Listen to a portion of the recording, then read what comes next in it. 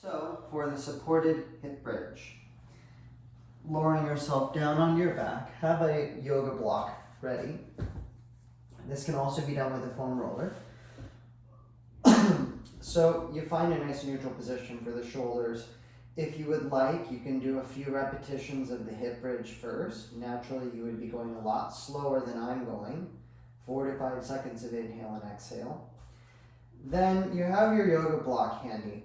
And what you're going to do is you're going to raise your hips as high as they go naturally without having to force. So what I would suggest is to not try and thrust your hips into the air, and make sure that wherever you get to, your feet are able to stay relatively stable and grounded. So if you're gripping your toes into the floor, or your toes are lifting into the air, or your knees are peeling away from one another, that's a pretty good indicator that you're probably lifting yourself too high.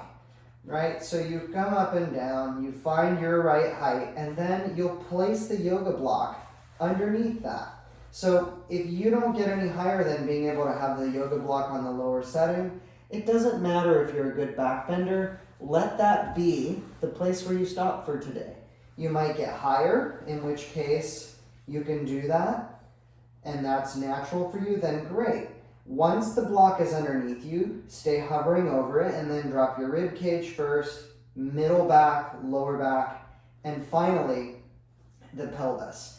There are many ways to work the supported hip bridge, but for the sake of just general lower back work, I would suggest having it right on the sacrum, right on this triangle bone. Try not to have it up on the lumbar spine or even lower towards the tailbone. You can do both of those, they just have different effects. So once you've found yourself in this position, you should already feel like you're getting some good opening in the front of the pelvis. Almost like that block pressing into your pelvis kind of opens and spreads the pelvic bones.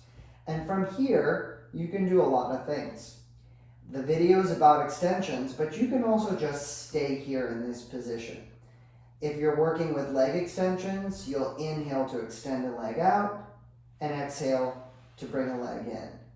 And then you go back and forth. Inhaling to extend the leg out, exhaling in, alternating sides. You can also do one side at a time, multiple times.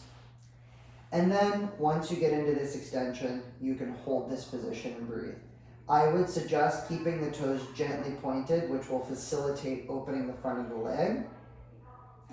And after being here for a while, if you really want to facilitate the opening of the spine even deeper, you can take this arm up overhead. You can just do it once. You can also do multiple repetitions. You stay in this position and you breathe. Few breaths, really get into this entire side of the flank, the torso, the hips, and pelvis. And then you'll exhale to lower the arm.